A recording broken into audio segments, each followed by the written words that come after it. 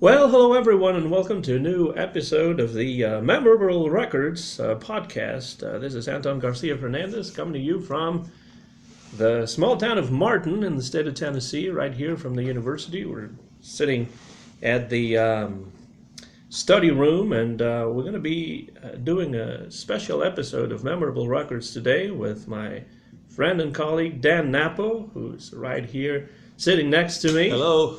How are you doing, Dan? I'm doing great. Doing great.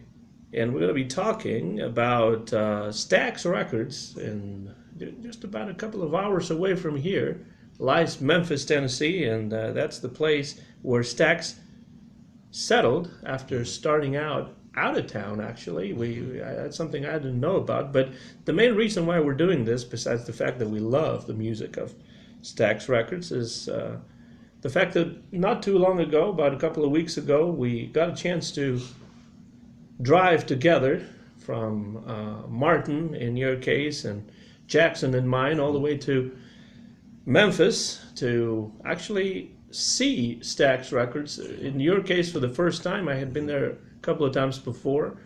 And, I had a great time. I hadn't been there in a while.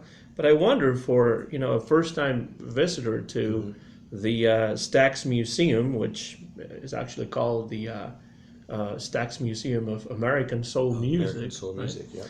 yeah. What was that experience like? What did you expect? What was your visit to Stax like? It was really enjoyable.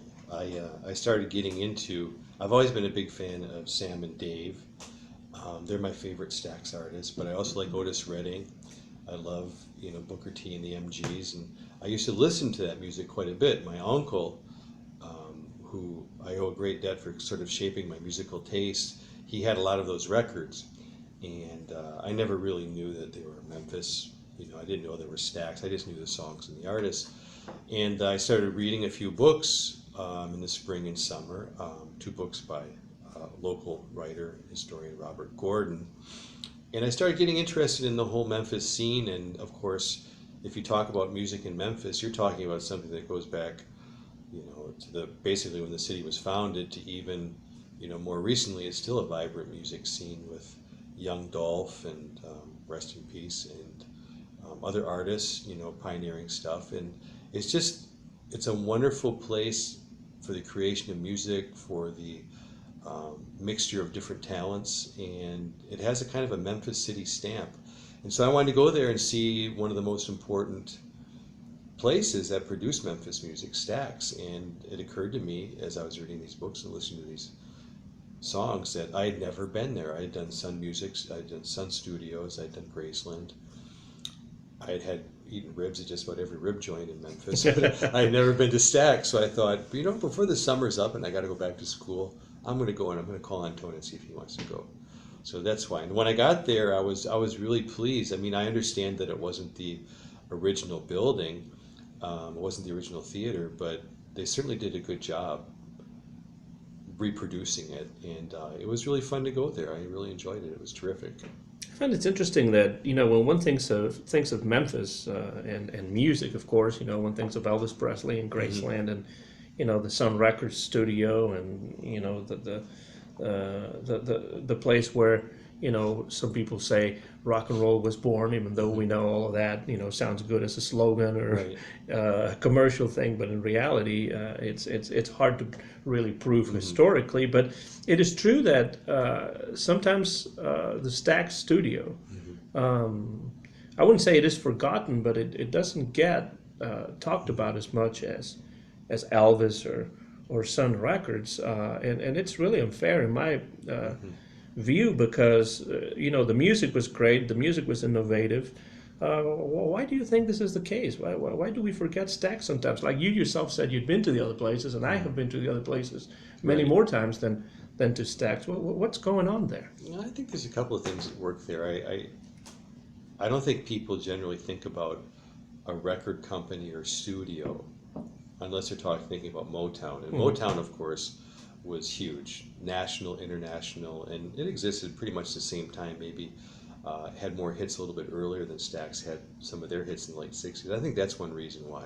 So I think people think of Stax as more of on a song-by-song basis, and to a lesser extent performers. It wasn't an album-oriented studio for the most part. I think they were, producing singles. I also think that Stax had the misfortune of their two biggest artists, I think Sam and Dave. I think that once they got out of the David Porter, Isaac Hayes, Stax studio recording context and started working with Atlantic, they just weren't nearly as successful. There was a lot of friction between those two. And I think basically you could say that they stopped having their big hits after, the I Thank You album, which I think was 1968. And then, of course, Otis Redding tragically died December 10th, 1968. And Stax was really on its way up in the winter and fall of 1968. And then, the Sam and Dave, they weren't performing and doing their hits. And then Otis Redding, I think that hurt it a lot. And I'll tell you, I think a lot of people, when they hear songs like Soul Man and I think that movie The Blues Brothers is sort of, I think a lot of people unfortunately probably think they did that song, Soul Man. I think in a way it sort of backfired on Sam and Dave in some ways, but I would encourage people to go visit that Stax Museum of American Soul Music and get the albums by Sam and Dave and Otis Redding and listen to them and the outstanding musicianship. What a fantastic band, Booker T and the MGs. Just consummate professionals.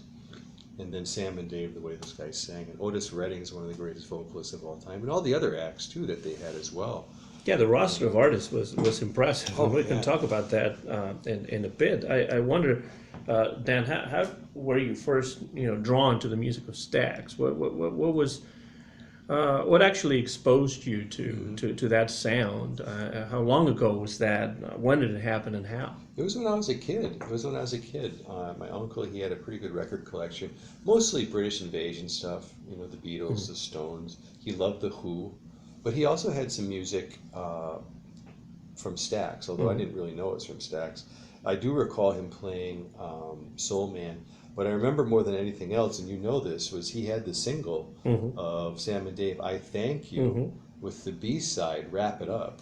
And I was like, oh my goodness, here's a single, the first song's great, and the B-side is just as good. I didn't see that happening very often in all the other 45s that he had. And so I became kind of a fan of Sam and Dave there. I always liked Otis Redding. Of course, a lot of people start with his early stuff and go through his catalog.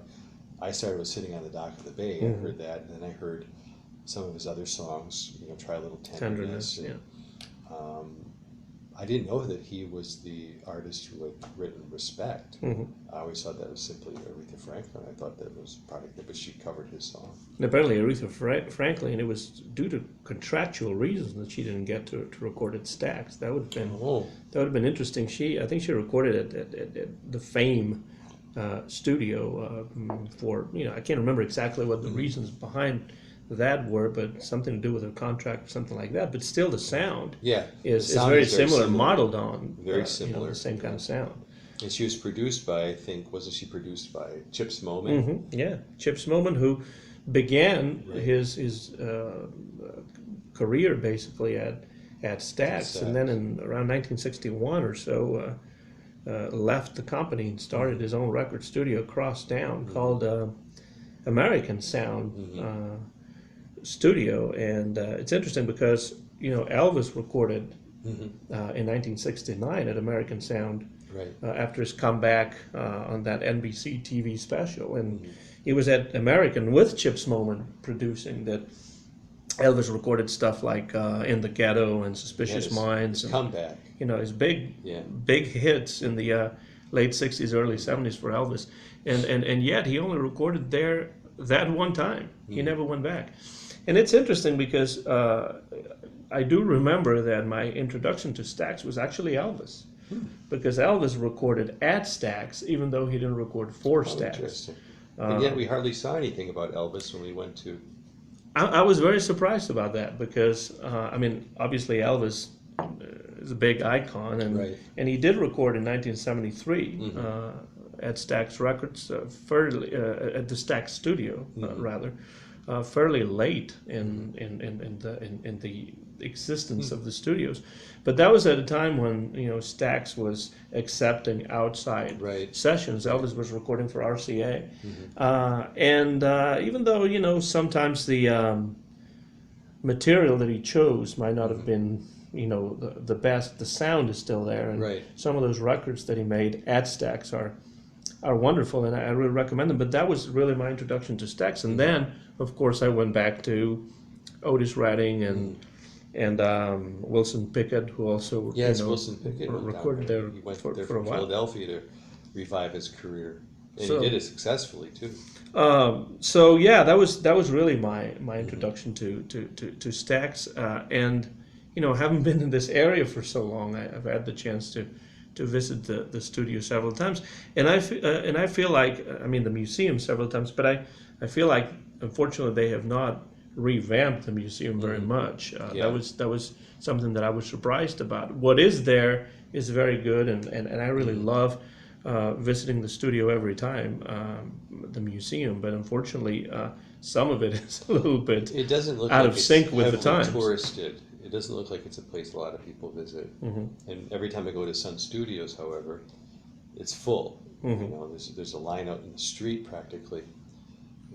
That was a Some nice say- thing, though. We didn't really have to. Yeah, we to, had the whole it place was to ourselves. It Pretty, was pretty great. much, really, and I think it's really well put together, and it really gives you an idea of what the story of Stax was like, and the sound, and the different ways in which it evolved. Right.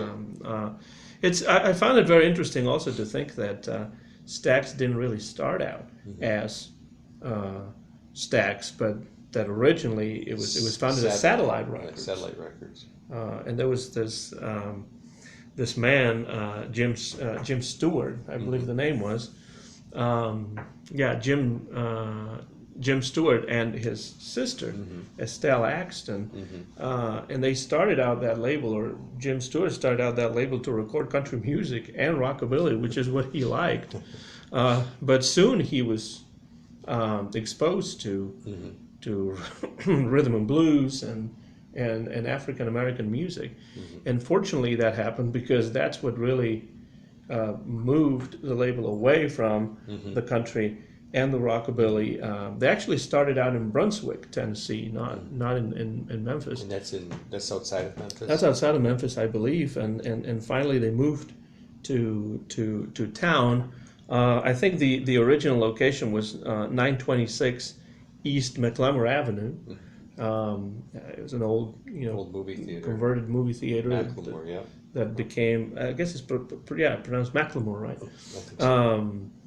And that's when the label really started taking off with, especially particularly the work of singers like Rufus Thomas and Absolutely. his daughter Carla Thomas, That was really conveyed to me by the book by Robert Gordon, which is called Respect Yourself. Respect Yourself. It was really a unique business model.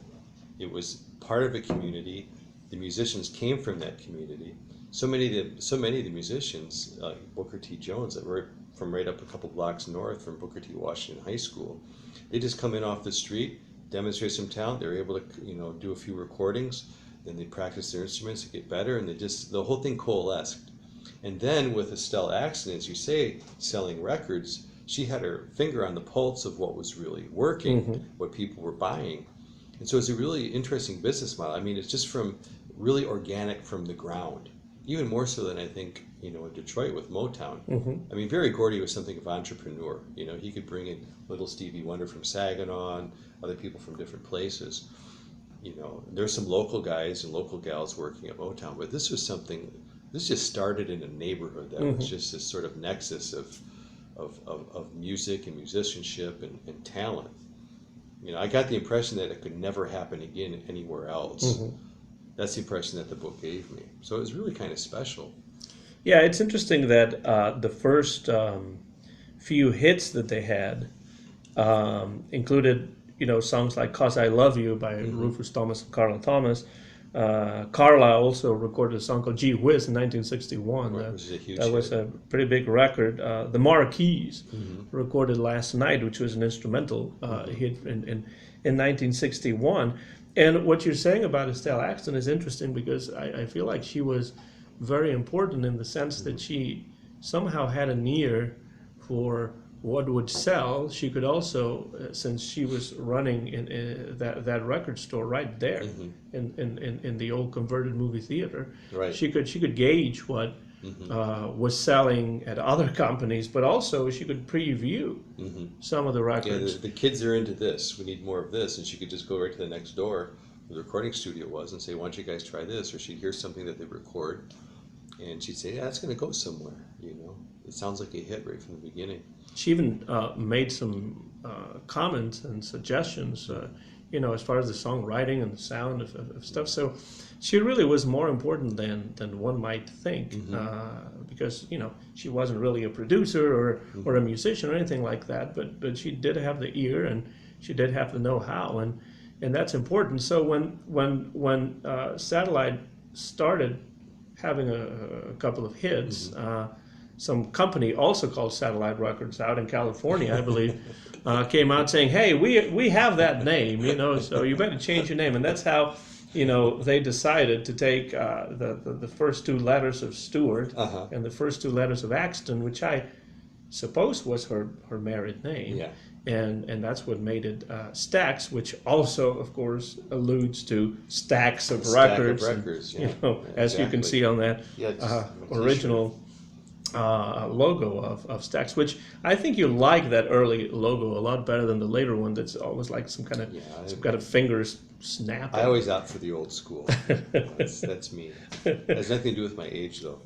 Now, Jim Stewart, he was also a musician. He played the fiddle as well. Yes, that's right. I don't know, how good of a musician he really was, but he definitely did have some training or an interest in music. And Steve Cropper was from Missouri, and he came down. That's the Memphis and Mississippi River. And geographically, you're getting a lot of different regional influences, not just from a neighborhood part of the city, but you're getting a lot of regional influences coming together. Probably some jazz stylings coming up from the south, and sounds from Chicago, The more blues, electric. yeah.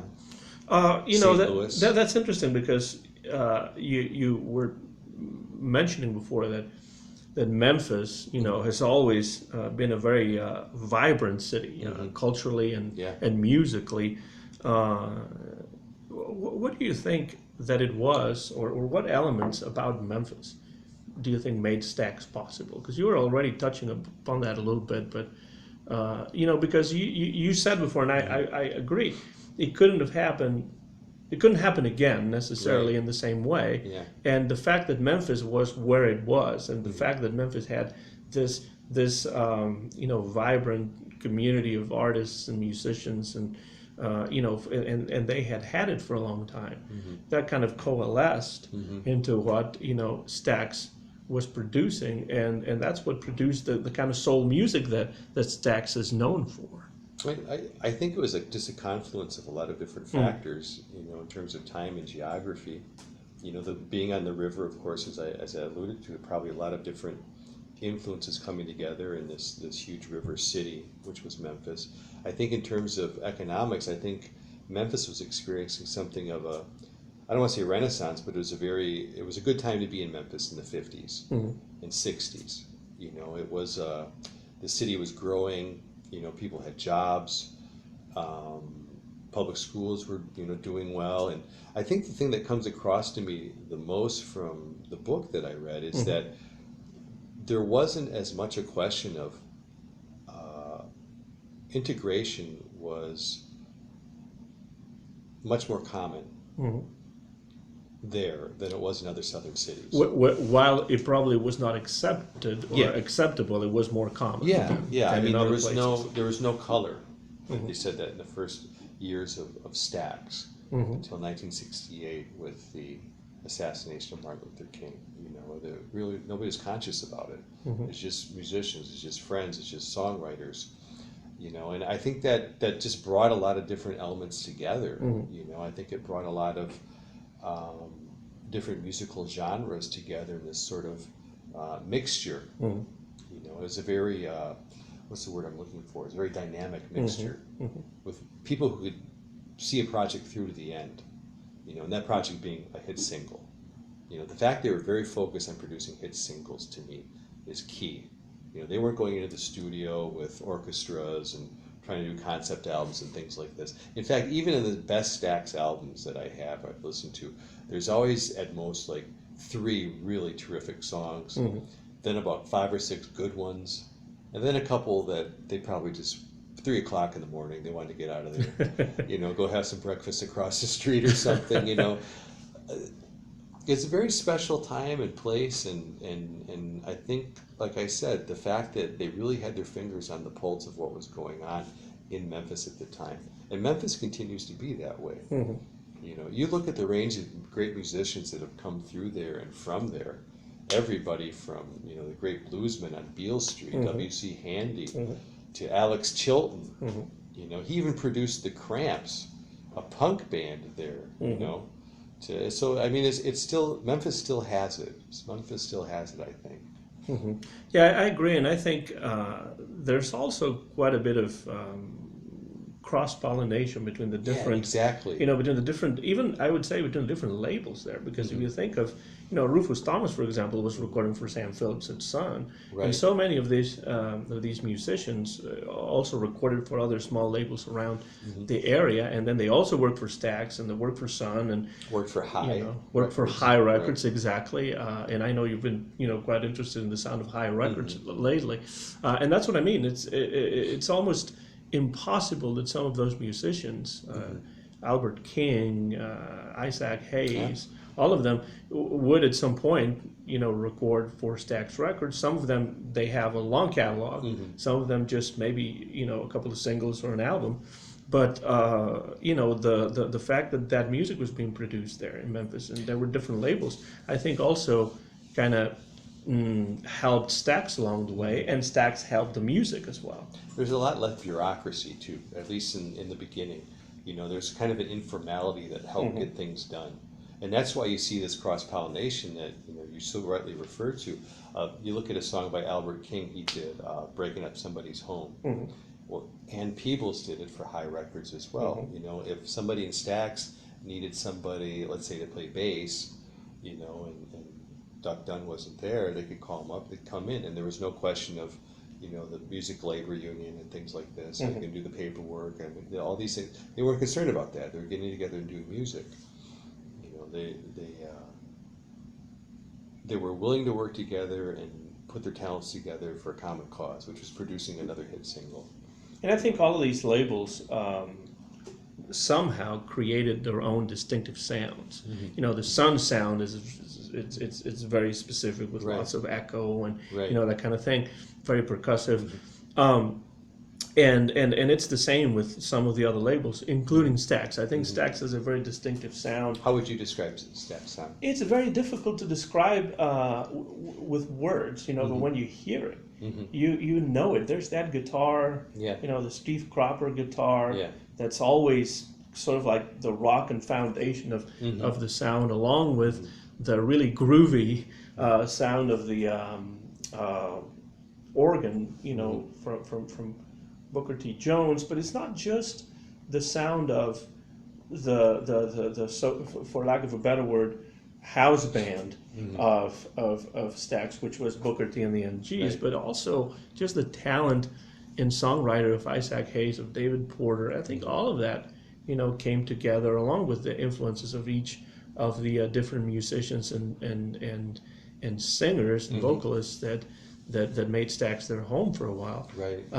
But I would say it's a very earthy kind of sound, very groovy with, you know, kind of jazzy in many ways. Yeah, there's like big drenched jazz. in blues, but it kind of starts pointing towards very early on. I think it starts pointing towards some pathways that would be open later on when funk music, you know, would come along later on with the music of Isaac Hayes, for example, who was one of the biggest stars in the late '60s for Stax. How would you define the sound? What kind of catches your attention when you listen to a Stax record? It evolves, like you say. It does get that funkier element later on in the late '60s. I think in particular a song like "I Thank You" by Sam and Dave.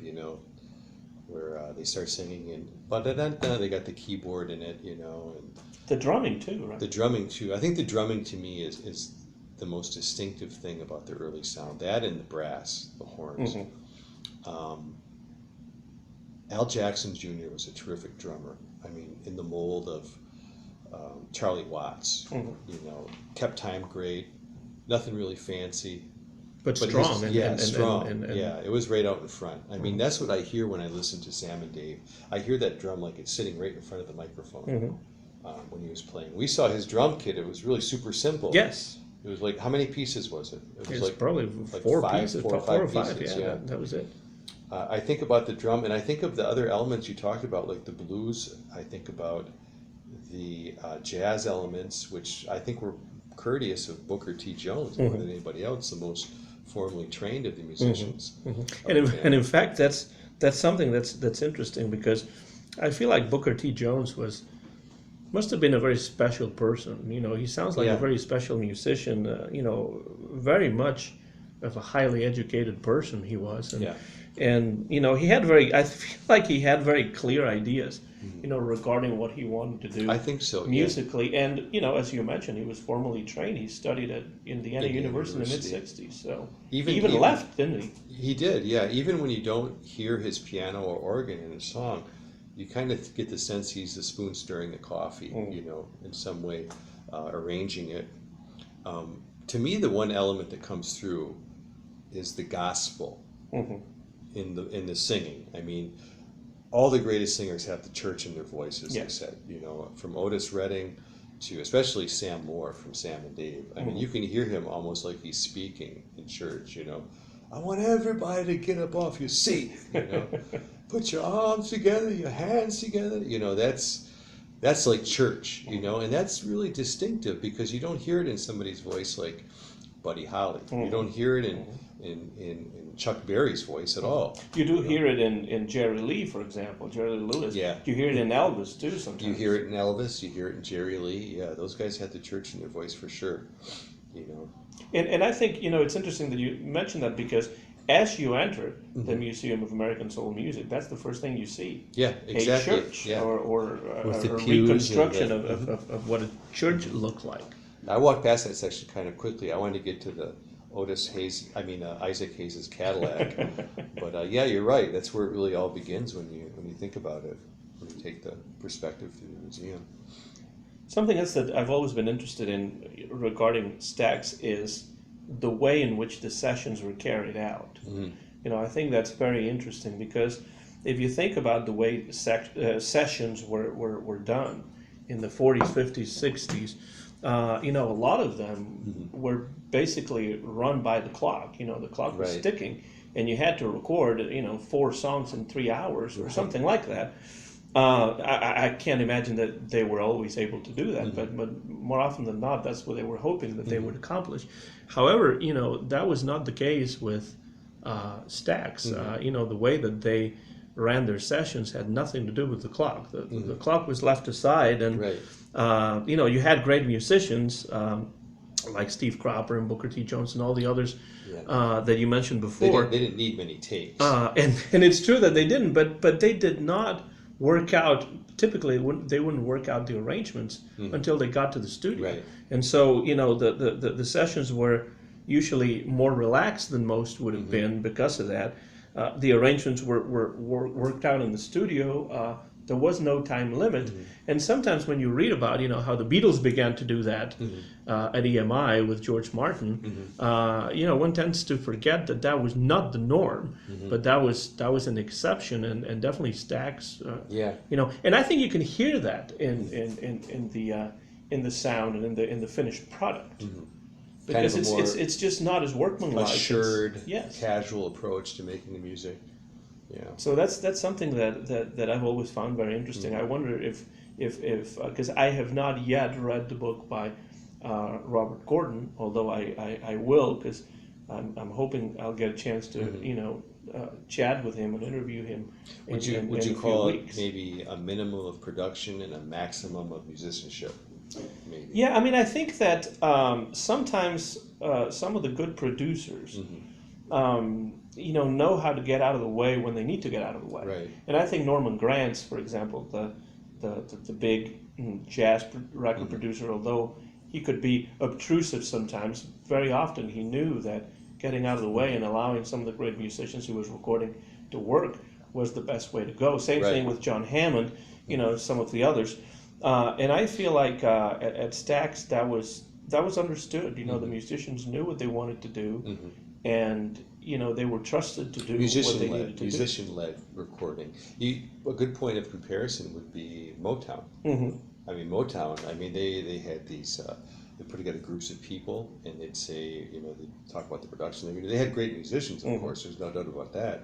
But they'd actually have people in the room, kind of listening and say, "Is this going to go or not? What kind of lyrics are we going to put on this? Send it back to the studio, let them do it again." And they were on the clock. They were on the clock. They were paid by the hour.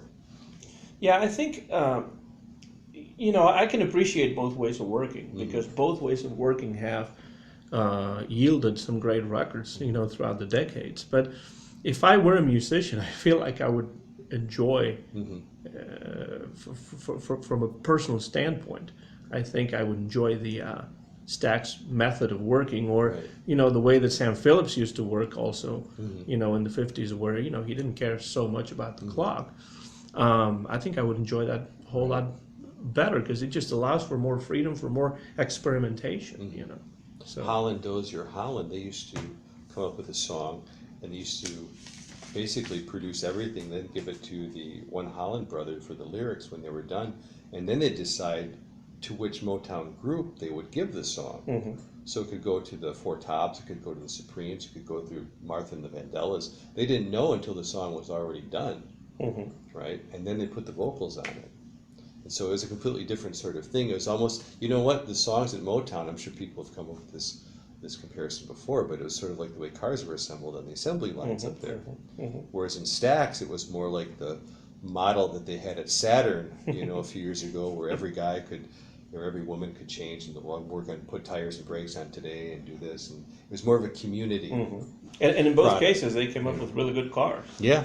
I was going to actually ask you, since I know you're from Michigan and you enjoy the Motown sound as well, what the differences that you found between both are, and I think that's a good starting point. The way that the sessions were carried out was very different, and therefore the sound is going to differ in some way.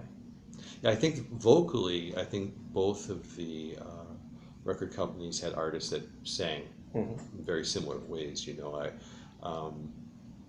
Maybe there's a little bit of a grittier element to Stax vocalists. Definitely. I think the guitar stands out more in Stax. I think the bass and drums are about the same. Piano probably more prominent with Motown, I would say. Lots of songs like less organ but more piano. Yeah, more piano. Maybe that's the influence of the jazz coming from Chicago. I'm not sure, but no, they similar but different. Similar but different. Do you think there's a more consciously commercial effort in Motown than in Stax? Even though the Stax records were incredibly popular, a lot of them.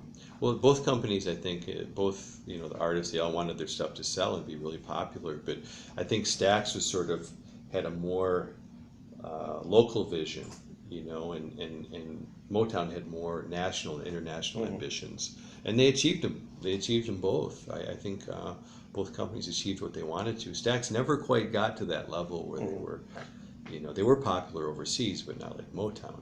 It's interesting to see also that Stax would record artists that would be released on other labels, like Atlantic, for example, or Mercury sometimes, but still the sound was still it still had the Stax stamp on it. But a lot of those records that we associate with Stax were actually released on, Atlantic Records, which had a lot more distribution, Right. a lot wider, a much wider reach. Mm-hmm.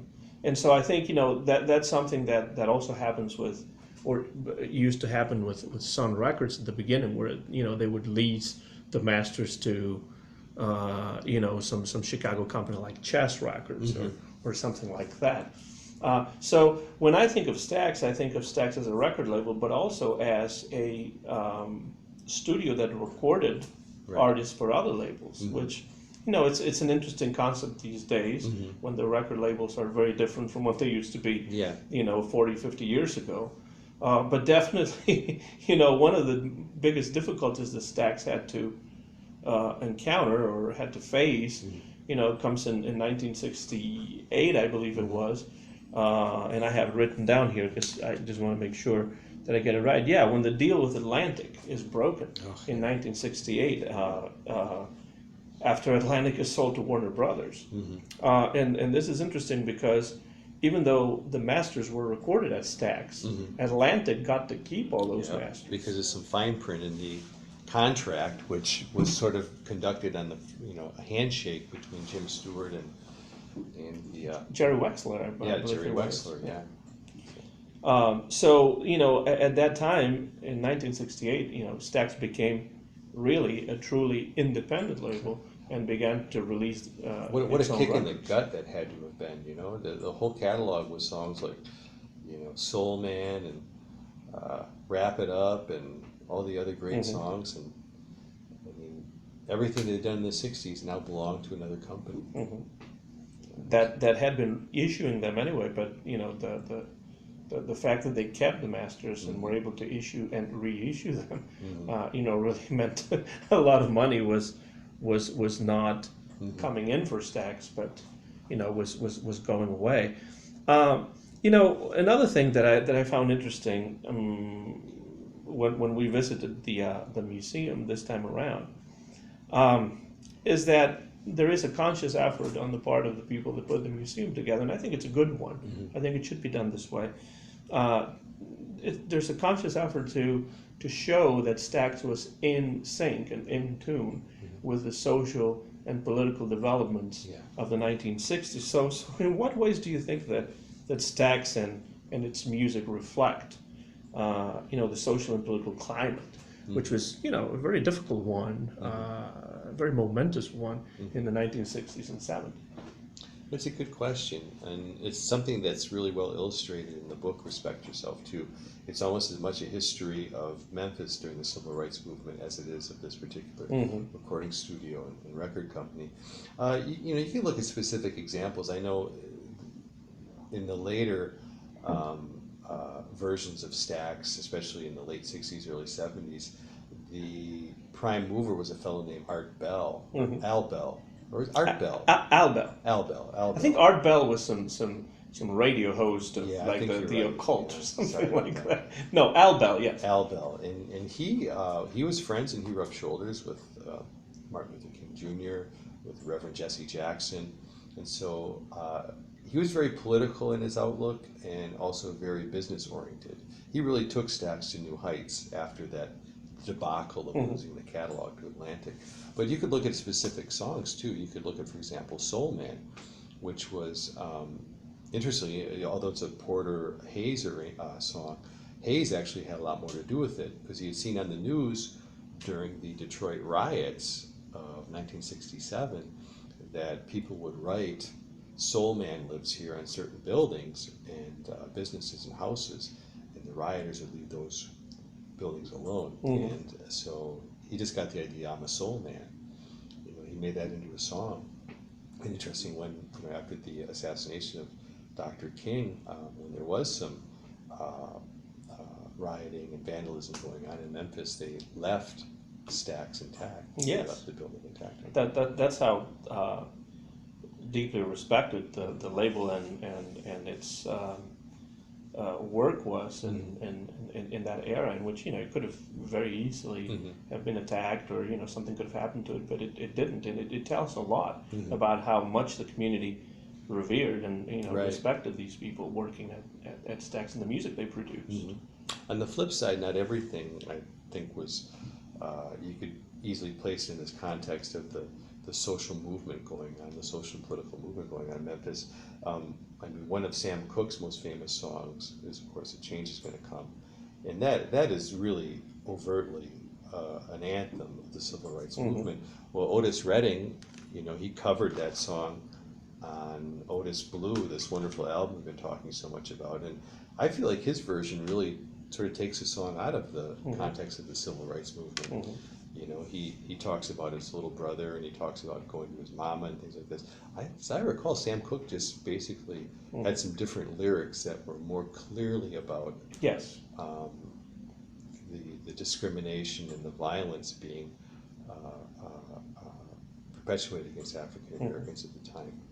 And that's when he sings about "A change is going to come," we Yes. know what he's talking about. Yeah, Whereas absolutely. when Otis sings it could be like a change on a personal level or what have you. I think he makes the song more personal, having more to do with his life, his personal experience, his relationship to others. Whereas I think the Sam Cooke version is, as you say, very clearly about I prefer that the version. situation, and I like it better. Even though that album that you had in your hand, Otis Blue, is one of my favorites from the whole output of Stax, because just Otis Redding was just a fantastic singer, and when you think of soul music, that's one of the first names that at least comes to my mind. Yeah. I'm sure it's the same for a lot of other people. I just feel like Stax did become more political around that time. The assassination of Dr. King. I think it was happening in jazz music in general, and in blues music. There were a lot of songs that became much more overtly political, and I think Stax, played a part in that phenomenon. And I think, we don't tend to think too much about spoken word albums these days because, we have podcasts and we have videos and all sorts of YouTube stuff. But in those days, a lot of those, comedians and also just political activists, did a lot through the medium of the spoken word, and Stax was also part of that. That's a good point. They certainly, as a company, they embraced the political message much more willingly than Motown did, for example. I know that when Marvin Gaye was doing his masterpiece, What's Going On, yeah. Berry Gordy didn't want to even release it. It was only until, I guess, the single came out, What's Going On, and Berry Gordy saw what a big hit it was. He said, "Okay, finish making the album." Because he didn't want it. He wanted to keep things, it's this mass appeal, sort of anodyne, don't offend anybody, have something for everybody, sort of. He didn't seem. He obviously was thinking about money, and it's not an intended pun with that song that he wrote. Money, that's what I want. But he probably thought that political songs did not bring in as much revenue as much of other an kinds audience of as you'd songs, gain, you'd lose some too. Yeah. I mean, he wasn't really excited about doing Inner City Blues Makes Me Want to Holler, for example. As an artist, Marvin wanted to, expand, and do something different, more personal. Although I don't think Stax ever really had anything quite like that album, in terms of like, just a consummate, beginning to end, really revolutionary album.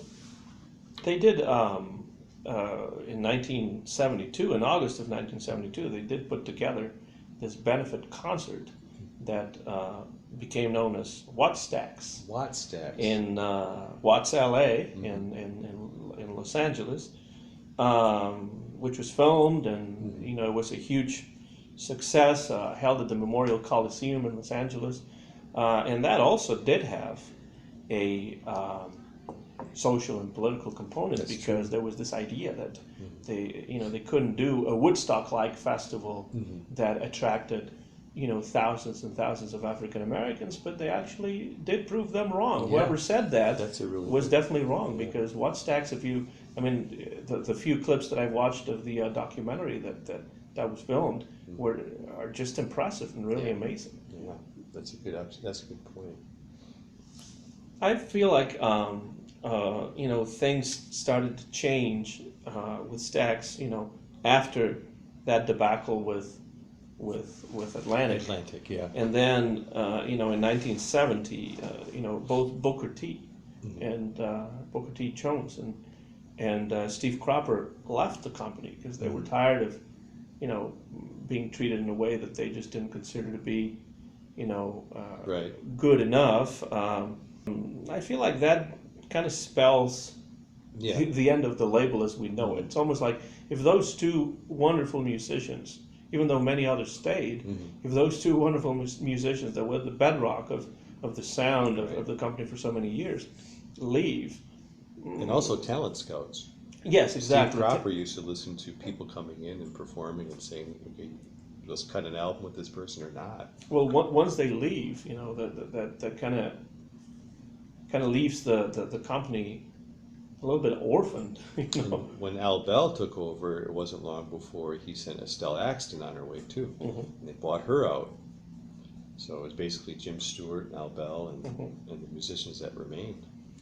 And so, by the mid 1970s, they were accepting outside sessions like the ones Elvis did in 1973, but several others.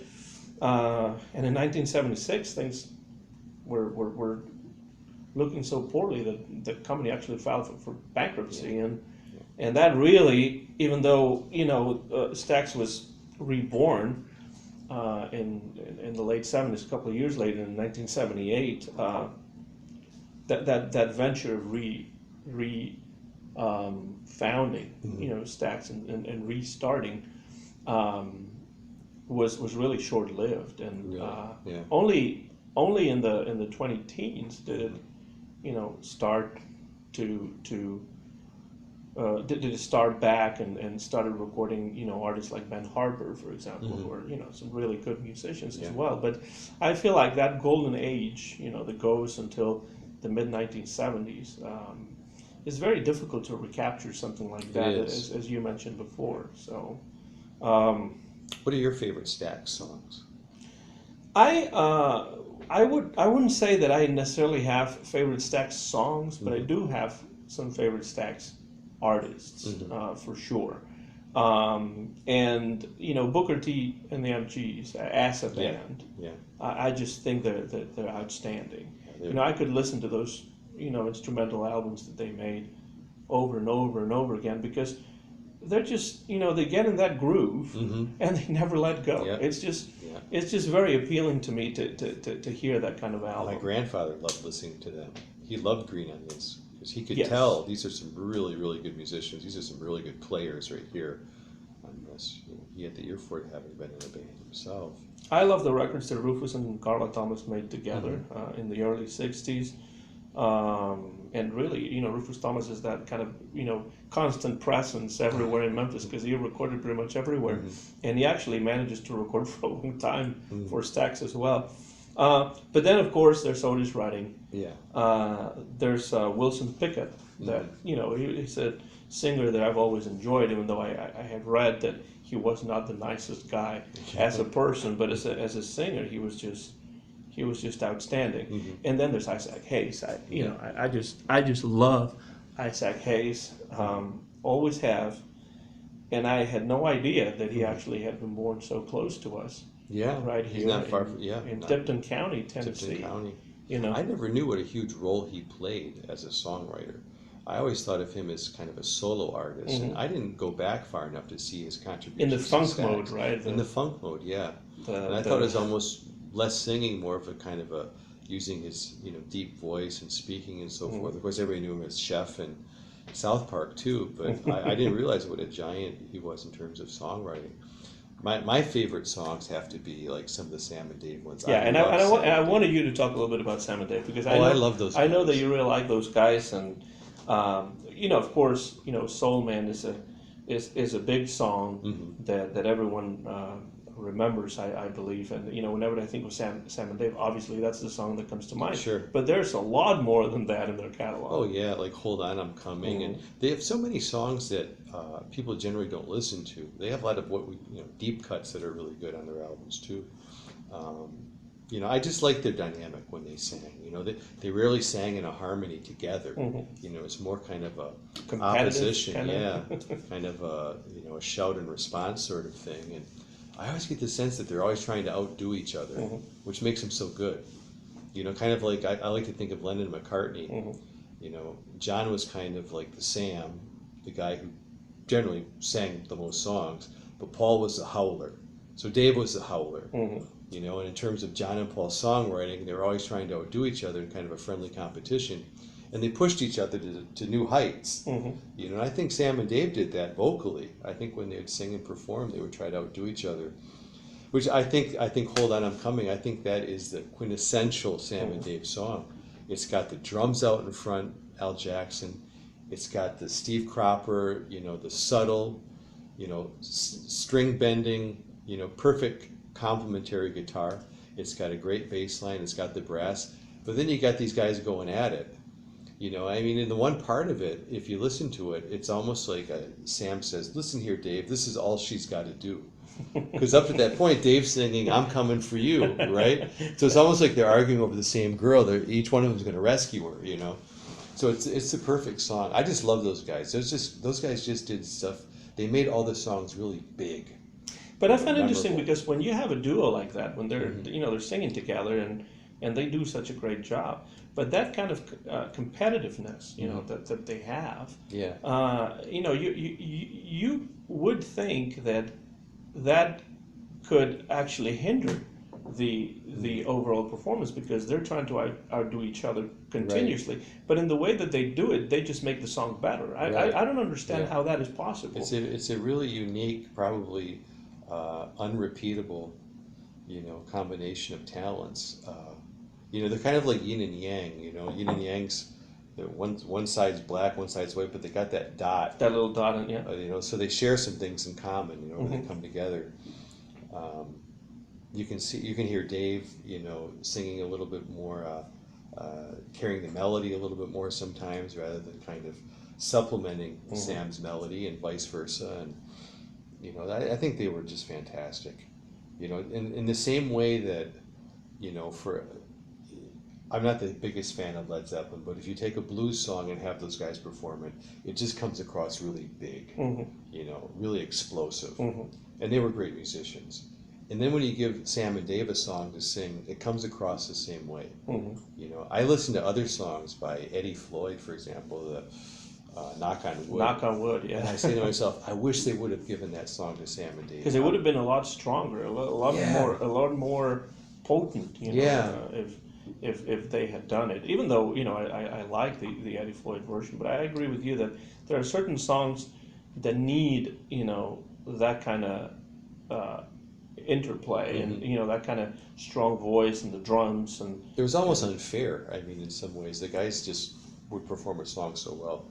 You know, they were great interpreters of other people's songs.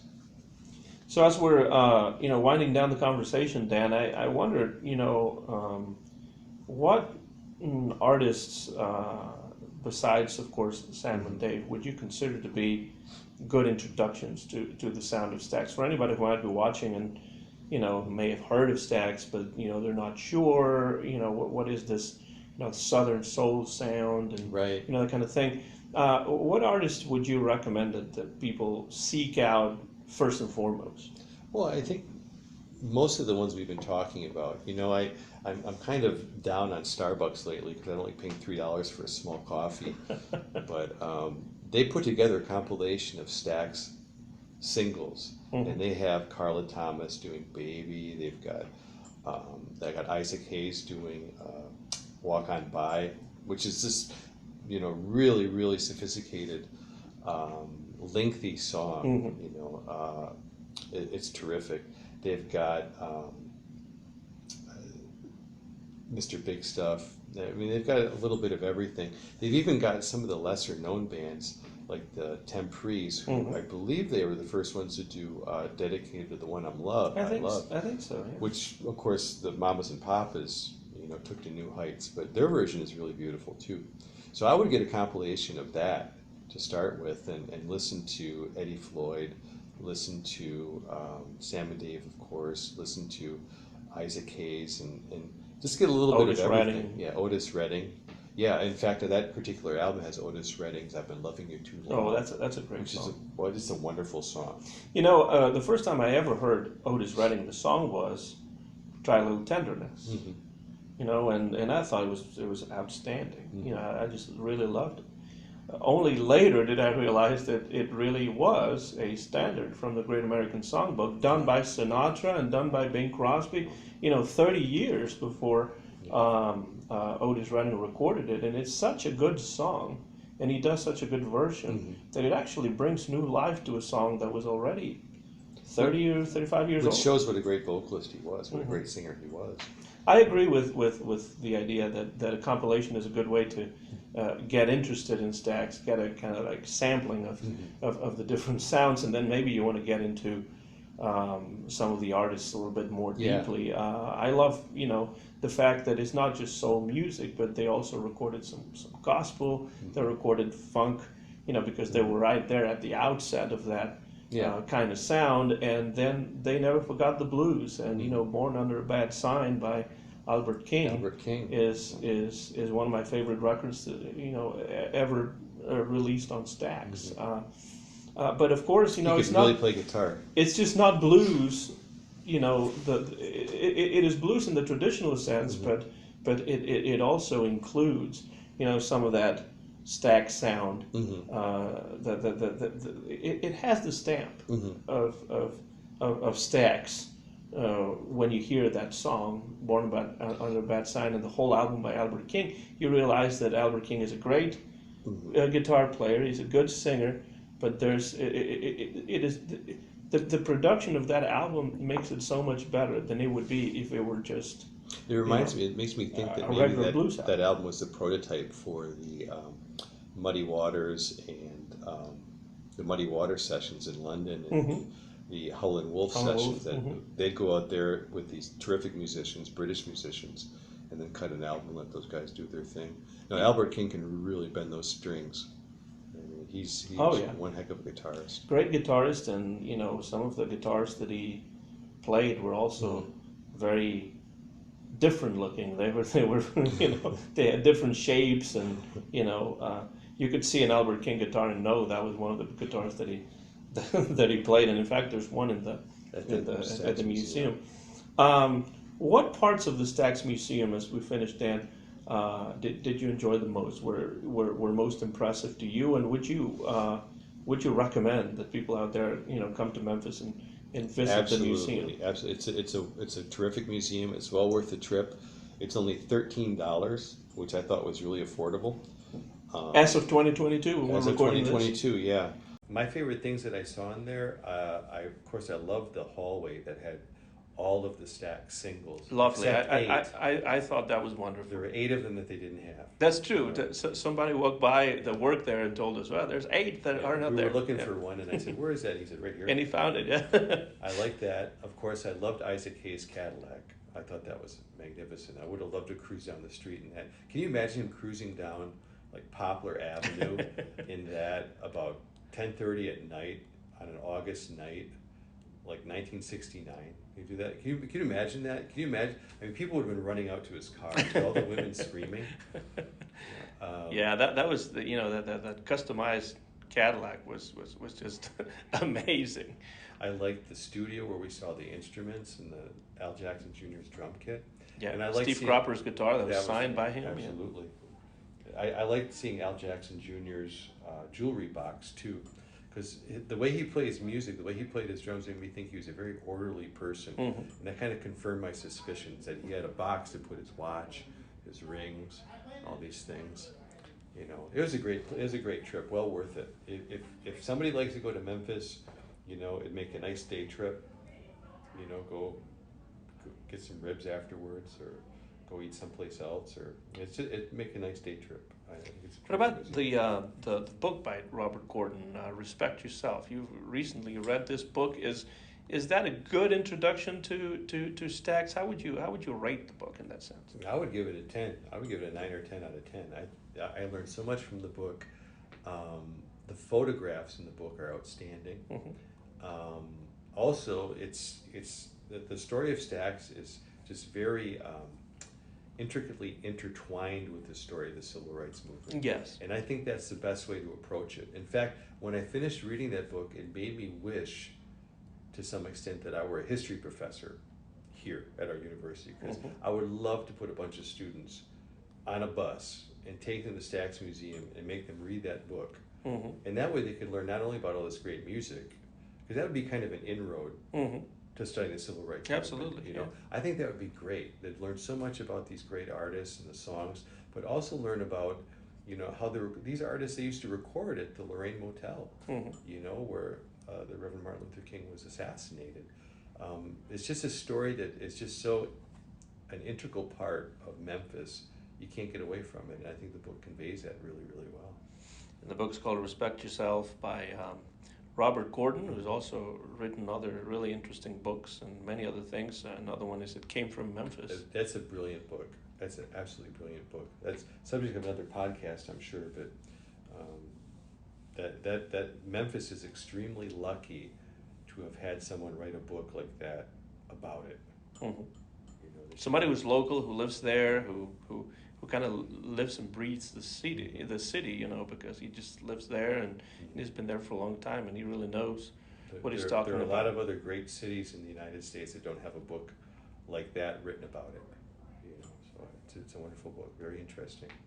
Well, Dan, since we went to the Stax Museum of American Soul Music, I've been wanting to record this conversation with you. I've had a great time, and I really appreciate your sitting down today here in the study room at the university here in Martin, Tennessee, and chat about, well, just one of the great studios and, you know, great companies that in the last 50 years, the second part of the 20th century, recorded some of the greatest, most innovative, most attractive and engaging music here in the state of Tennessee, here in the United States. And you know, I think it was interesting to me to see how some of the musicians were so surprised that when they toured Europe in the, you know, late 1960s, they were just revered there, almost like they were gods, because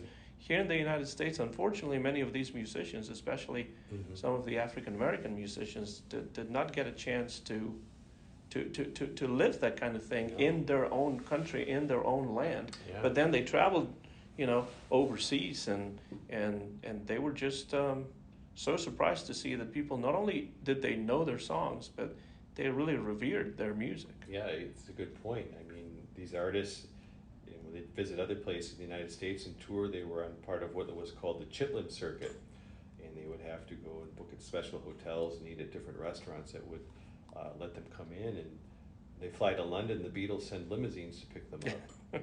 Yeah.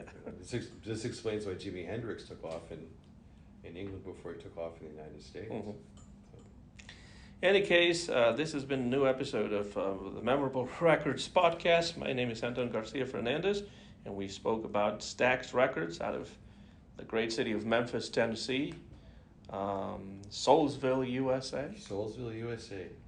And our guest today was my friend and colleague, Dan Nappo. Dan, thank you so much. Thank you for speaking with me. It's been a lot of fun. Anytime that you want to do it again, we'll definitely do it again. Where are we going to go next time? Yeah, we'll have to decide where to go. Maybe we'll go back to New Orleans or something like that. Let's go to Chicago. Or up to that's right, and let's talk about Chess Records. My name is Anton Garcia-Fernandez. Thanks for listening. Mine and of course Dan's is the copyright of this podcast that we recorded towards the end of the month of August in the year of 2022, and very soon you'll be able to watch it, listen to it on my YouTube channel, Anton GF. Thank you, Dan. Thank you, Anton. If you have any comments about Stax, about anything that we talked about, just leave them under the video. Thank you so much for listening, and bye-bye, everybody.